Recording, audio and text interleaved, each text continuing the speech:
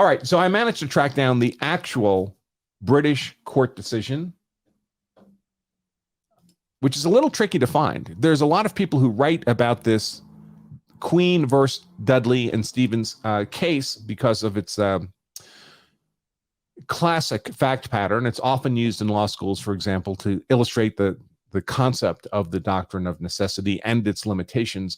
A little trickier to find the actual court decision, but I did find it. I had to reach out to actual legal scholars in Britain to get it, but I have it. So let me pull this up. Here it is. Make it larger so we can read it, and we'll go through the decision. Oh, maybe not the whole decision. I hadn't realized it was 16 pages. Okay, all right. Well, we'll do what we can. So here we go. The Queen versus Dudley and Stevens. And this is old. This is 1884, this decision. So it's not structured like we're used to seeing American court decisions. But we'll just have to work through that. This is what we have to work with. So the decision reads, a man who, in order to escape death from hunger, kills another for the purpose of eating his flesh is guilty of murder, although at the time of the act he is in such circumstances that he believes and has reasonable ground for believing that it affords the only chance of preserving his life. At the trial of an indictment for murder, it appeared upon a special verdict that the prisoners, Dudley and Stevens, seamen, and the deceased, a boy between 17 and 18, Parker, were cast away in a storm on the high seas and compelled to put into an open boat, that the boat was drifting on the ocean and was probably more than 1,000 miles from land, that on the 18th day, when they had 7 days without food and 5 without water, Dudley proposed to Stephen that lots should be cast who should be put to death to save the rest, and that they afterwards thought it would be better to kill the boy, that their lives should be saved. That on the 20th day, Dudley, with the assent of Stevens, killed the boy, and both Dudley and Stevens fed on his flesh for 4 days. That at the time of the act, there was no sail in sight, nor any reasonable prospect of relief, that under these circumstances there appeared to the prisoners every probability that unless they then or very soon fed upon the boy or one of themselves, they would die of starvation. Held the finding of the court that upon these facts, there was no proof of any such necessity that could justify the prisoners in killing the boy, and that they were guilty of murder. We have the indictment for the murder of Richard Parker on the high seas within the jurisdiction of the Admiralty Court in Britain.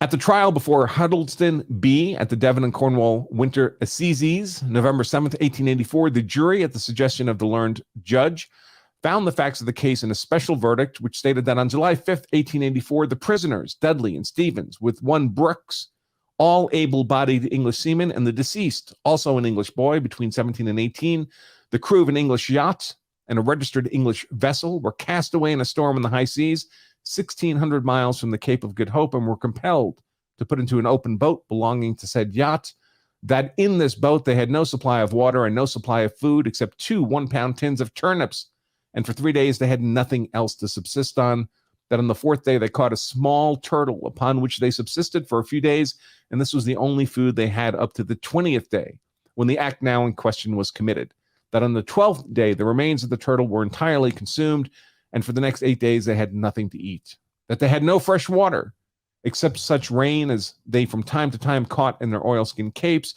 that the boat was drifting on the ocean and was probably more than 1,000 miles away from land, that on the 18th day, when they had been 7 days without food and 5 without water, the prisoners spoke to Brooks as to what should be done if no succor came, and suggested that someone should be sacrificed to save the rest.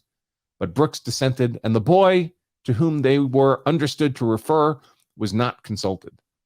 That on the 24th of July, the day before the act now in question, the prisoner, Dudley, proposed to Stevens and Brooks that lots should be cast, who should be put to death to save the rest, but Brooks refused to consent, and it was not put to the boy. And in point of fact, there was no drawing of lots. That on the day the prisoner spoke of their having families and suggested it would be better to kill the boy, that their lives should be saved, and Dudley proposed that if there was no vessel in sight, by the morrow morning the boy should be killed. The next day, the 25th of July, no vessel appearing, Dudley told Brooks that he had better go and have a sleep, and made signs to Stevens and Brooks that the boy had better be killed. The prisoner Stevens agreed to the act, but Brooks dissented from it. So that's why he's not a defendant in the trial. That the boy was then lying at the bottom of the boat, quite helpless and extremely weakened by famine and by drinking seawater and unable to make any resistance, nor did he ever assent to his being killed. So that might have changed things, right? If he'd said, go ahead, kill me, I sacrifice myself. But maybe not.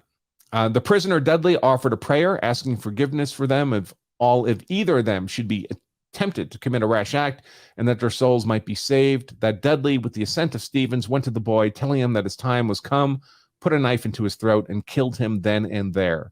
That the three men fed upon the body and blood of the boy for 4 days. That on the 4th day after the act had been committed, the boat was picked up by a passing vessel, and the prisoners were rescued still alive, but in the lowest state of prostration. That they were carried to the port of Falmouth and committed for trial at Exeter.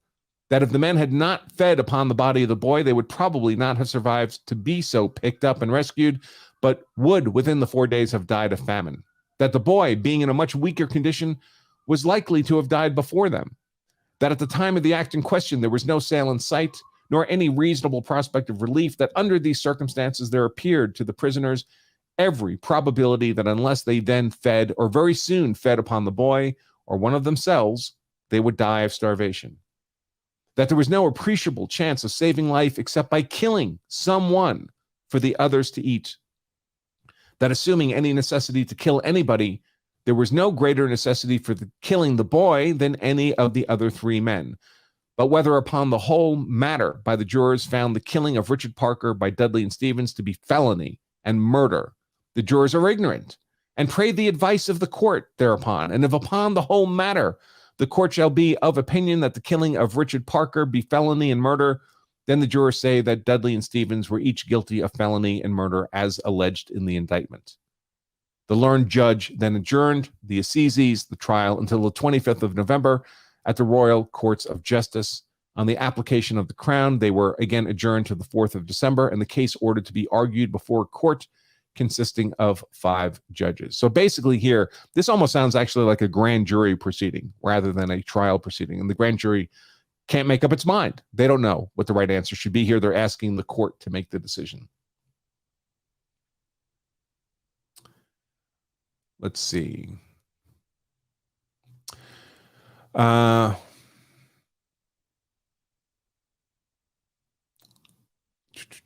Some of this may just be some of this is questions of jurisdiction.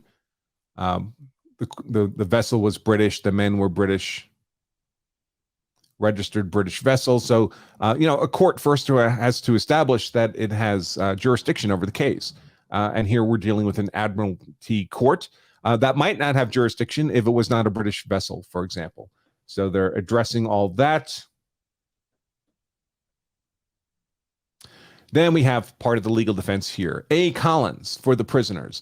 The facts found on the special verdict show that the prisoners were not guilty of murder at the time when they killed Parker, but killed him under the pressure of necessity.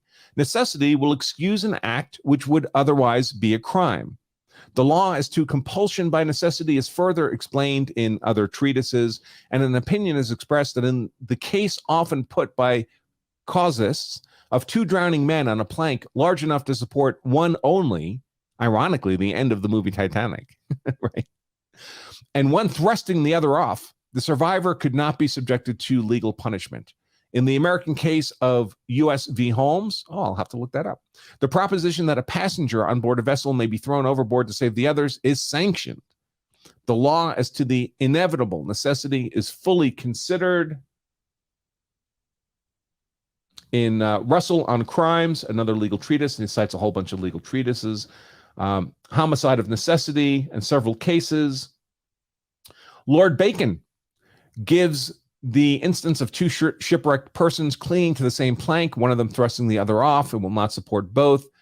This homicide is excusable through unavoidable necessity upon the great universal principle of self-preservation, which prompts every man to save his own life in preference to that of another, where one of them must inevitably perish.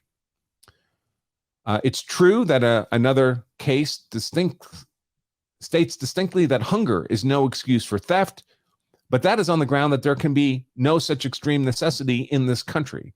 In the present case, the prisoners were in circumstances where no assistance could be given. The essence of the crime of murder is intention, and here the intention of the prisoners was only to preserve their lives. Lastly, it is not shown that there was jurisdiction. The prisoners were not to try the prisoners in England. They were part of a crew of an English yacht, but for anything that appears in the special verdict, the boat may have been a foreign boat, so that they were not within the jurisdiction of the Admiralty. This objection was overcome later. Jurisdiction was established. It was a British boat. We continue. Sir H. James for the Crown. Lord Coleridge, Chief Justice. The court are of the opinion that the conviction must be affirmed. What course do you invite us to take? So it sounds like this is now in an appeals kind of process. Being asked to pronounce judgment and pass sentence. And they're deferring to a later date.